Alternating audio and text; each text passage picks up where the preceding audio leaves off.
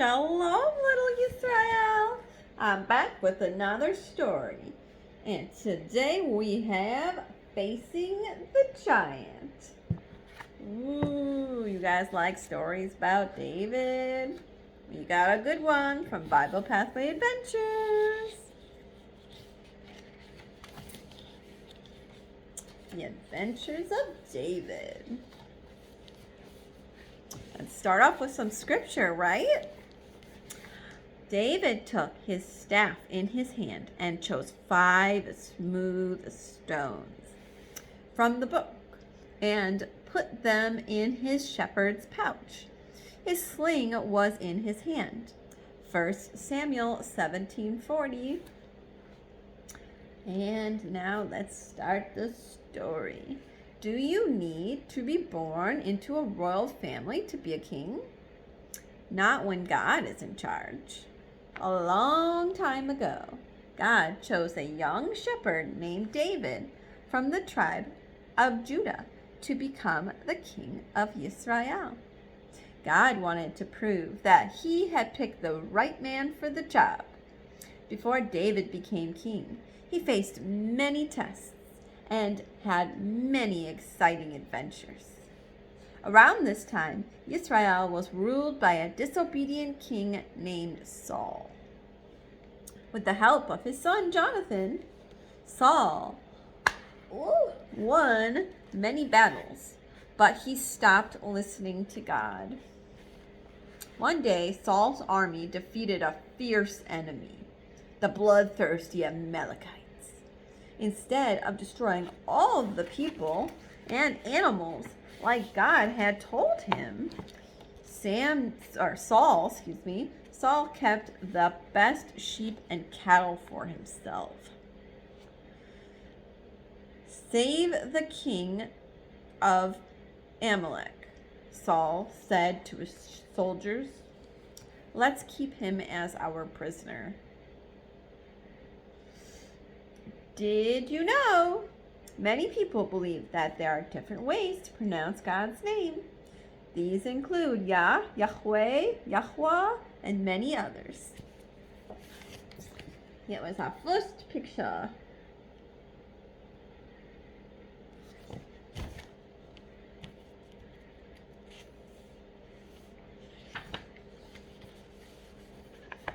All right.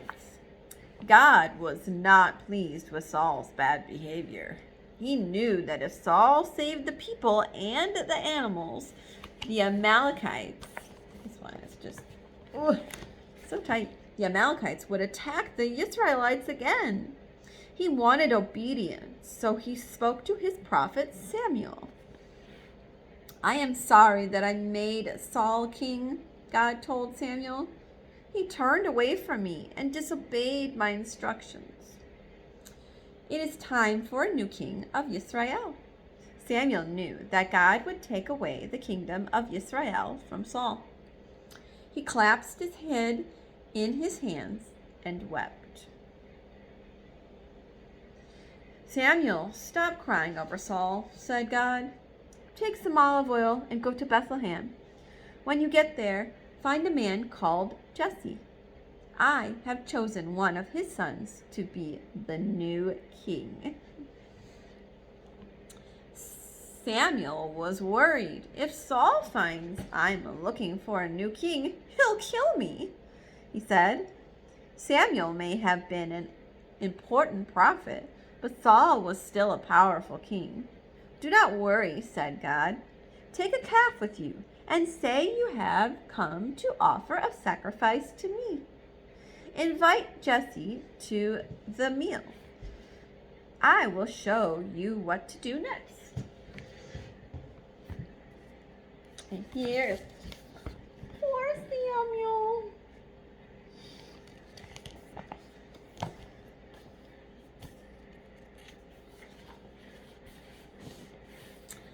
Samuel quickly obeyed God and hurried to Bethlehem.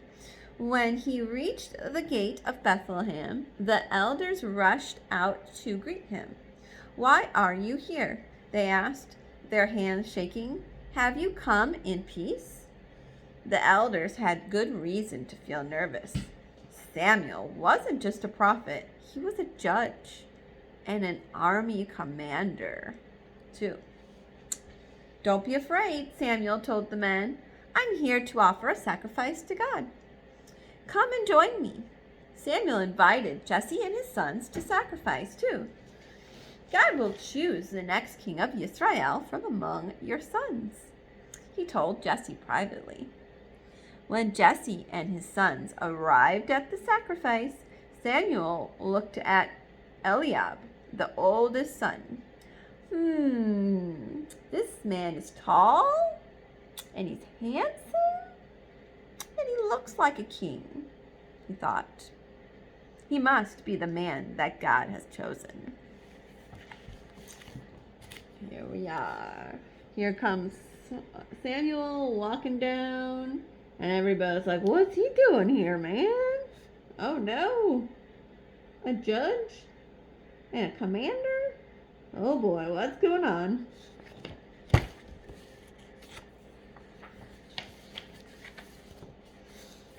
But God had other ideas. Ignore how handsome Eliab is, he said. He is not the king of Israel. I don't look at the outside of a person. I look at their heart. One by one, Jesse brought his sons before Samuel. But each time, God said no. God hasn't chosen any of these 7 men. Samuel said to Jesse, do you have any other sons? Jesse frowned and scratched his beard. I have another son named David, he said. He pointed to the rocky hillside nearby where David was taking care of the sheep. How could he be a king? Samuel peered at David through the window and smiled. He knew this was the man God had chosen to be the next king of Israel. Tell him to come and see me, said Samuel excitingly. We will eat when he arrives. Did you know? Samuel was a Nazirite. This means he was set apart for God's service. Many biblical scholars believe this is why Samuel never cut his hair. 1 Samuel 1:11.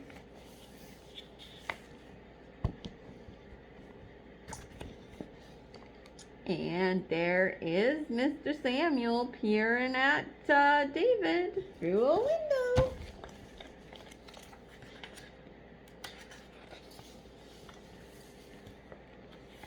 David scrambled down the rocky path to meet Samuel.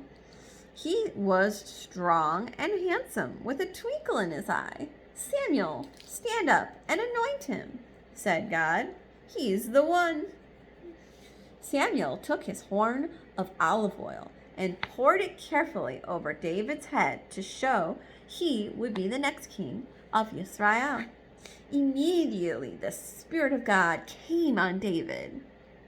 Jesse's sons looked at one another in surprise. Why had their youngest brother been anointed king, and not one of them? But Samuel didn't give them any answers. His job was done. The people of Israel had their next king. Did you know? Bible scholars believe David had to wait nearly 20 years before he became the king of Israel. He ruled for 47 years in Hebron and 33 years in Jerusalem. And can you guess which one is David or David or Dawid? It's this one. That's Samuel. And those look like his very unsatisfied brothers.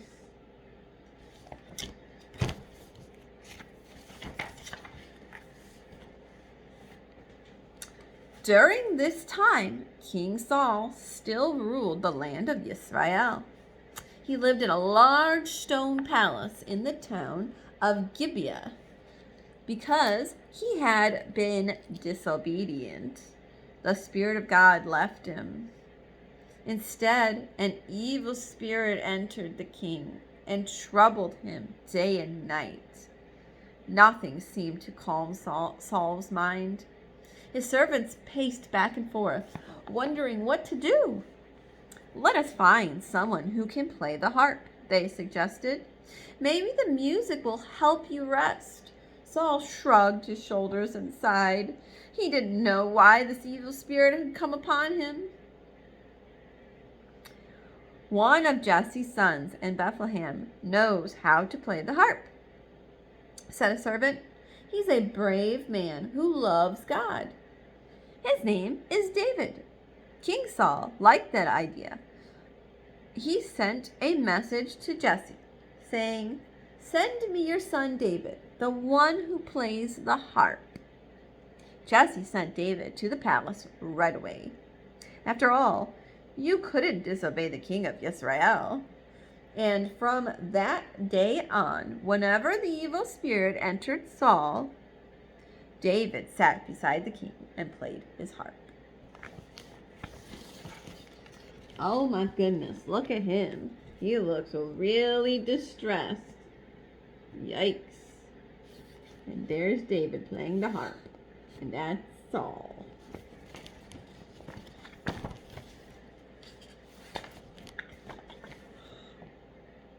Whew, excuse me.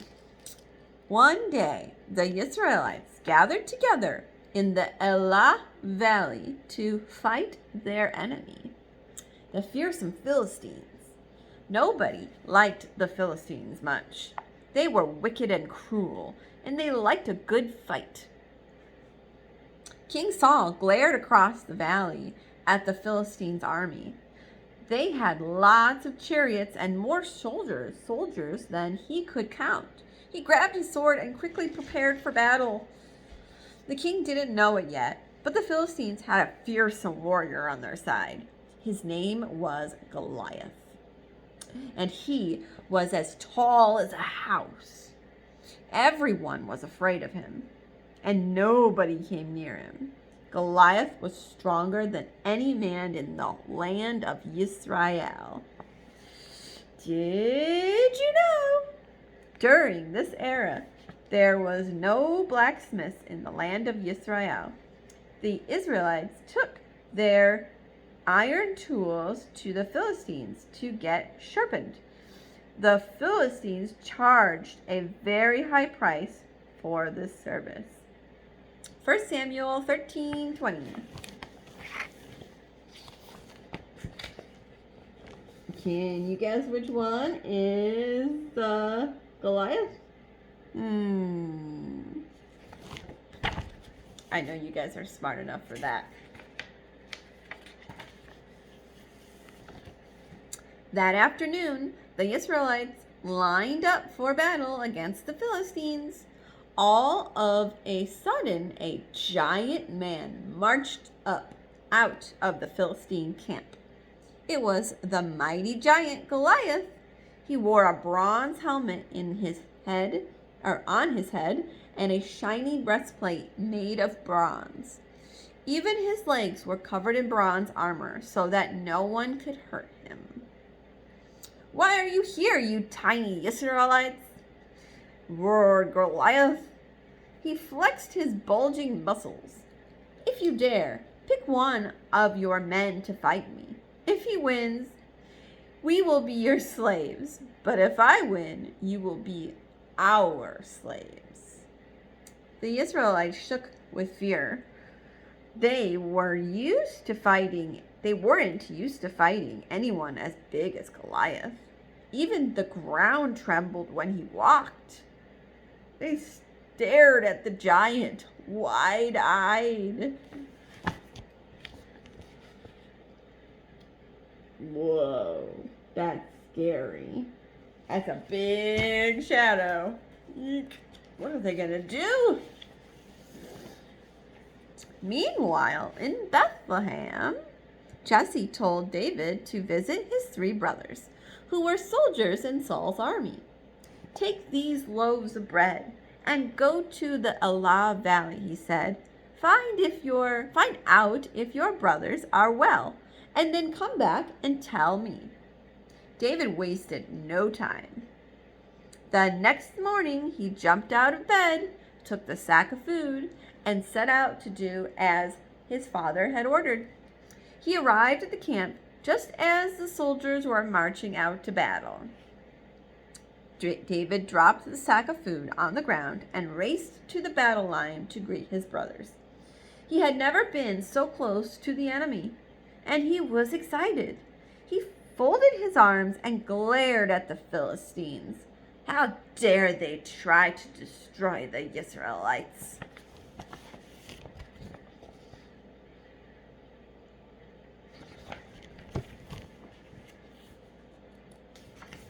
He's got his little trusty donkey. Isn't that cute?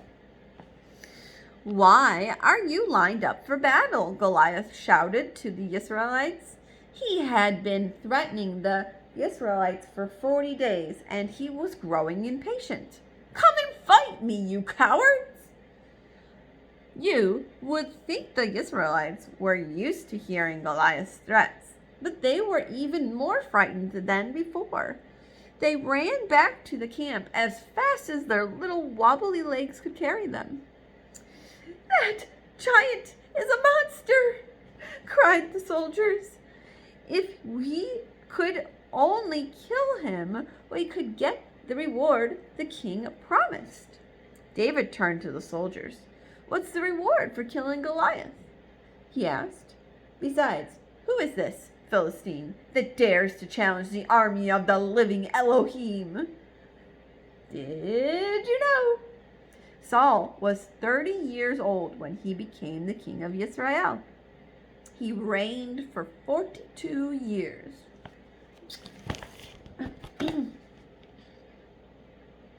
That is Mr. Goliath. The soldiers told David all about Goliath's challenge. Then they told him what Saul had promised to the man who killed Goliath. The king would give you his daughter to marry and will treat your family well, they said. David smiled. He liked the sound of the king's reward. At that moment, David's brother, Eliab, stepped forward. Why are you here, you wimp? He said. He poked David in the chest with his spear. You should be taking care of the sheep. You're not a warrior. You've only come to watch the fighting. What have I done now? Asked David. He turned back to the soldiers. I only asked a question. He ignored his older brother and continued talking with the men. In his heart, he wanted to help save the people of Israel from the Philistines. There's his brother poking him with his spear. That's not very nice, is it? Not very nice at all. When King Saul heard about David's bravery, he summoned David before him. No one should be afraid of this Philistine. David said to Saul, I will go and fight him. How can you fight this giant? Replied Saul. He looked David up and down, then shrugged. Goliath is a great warrior, and you're only a young boy. I have killed lions and bears to protect my father's sheep, said David. God will help me kill this giant too. Just wait and see. King Saul stroked his chin. He wasn't sure how to deal with Goliath. Could David be the answer? Did you know? King Saul was the tallest man in Israel. Some historians believe he was nearly 7 feet tall. 1 Samuel 9:2.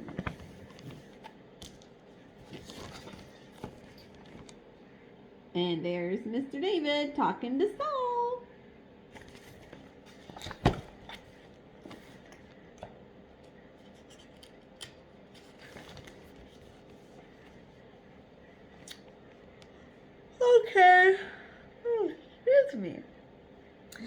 Okay, King Saul finally said to David, go fight the giant, and may God be with you. He put a bronze helmet on him, or on David's head, and gave him a coat of armor to wear. David's heart pumped a little faster. He grabbed a sword and headed towards the battle, but he didn't get very far. I can't wear all this armor. It's too big and heavy, he said. He ripped off the bronze helmet and gave the armor back to Saul. Don't worry, I have another plan. David knew that Goliath had 4 nasty sons. Holding his shepherd's stick, he picked 5 smooth stones from a nearby stream and put them in his pouch. Now he was ready for battle. Poor David and that crazy big heavy sword and armor.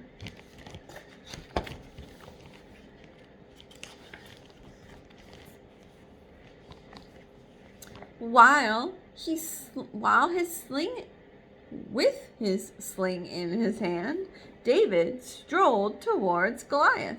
Goliath had waited for 40 days, and he was ready to fight. Am I a mad dog? Is that why you're carrying a stick? Said Goliath. Why don't you Israelites give me a real soldier to fight? David slowly twirled his empty sling and waited. Come closer, Goliath said to David. I will give your body to the birds and the animals to eat. David looked at Goliath straight in the eye. You come against me with sword and spear, he said, but you don't scare me. I come against you in the name of God, the Elohim of this army. Goliath nearly choked. How dare this Israelite boy threaten him? But David hadn't finished speaking. God will hand you over to me. I'm going to kill you and give the bodies of the Philistines to the birds and the animals, he said. Then the whole world will know there is a God of Israel. Did you know? God often chose shepherds to lead the Hebrew people. Abraham, Isaac, Jacob, Moshe, and David were all shepherds. Yeshua considered himself the good shepherd. And there is David, squaring off against the giant Goliath. So exciting. What is going to happen? Goliath had heard enough. Lifting his spear a little higher, he stomped towards David. Clouds of dust rose with each step the giant made, but David wasn't afraid. He took a stone from his bag, put it in his sling, and swung it 3 times above his head. Whoosh, whoosh, whoosh. David aimed the stone at the giant. It whizzed through the air like a rocket and smacked Goliath right in the middle of his huge hairy forehead. Goliath stumbled forward and crashed to the ground with a thud. The Philistine soldiers stared at David in amazement. They could hardly believe the young shepherd had overpowered the great giant. David had beaten the mighty Philistine with just a sling and a stone. Look at him there.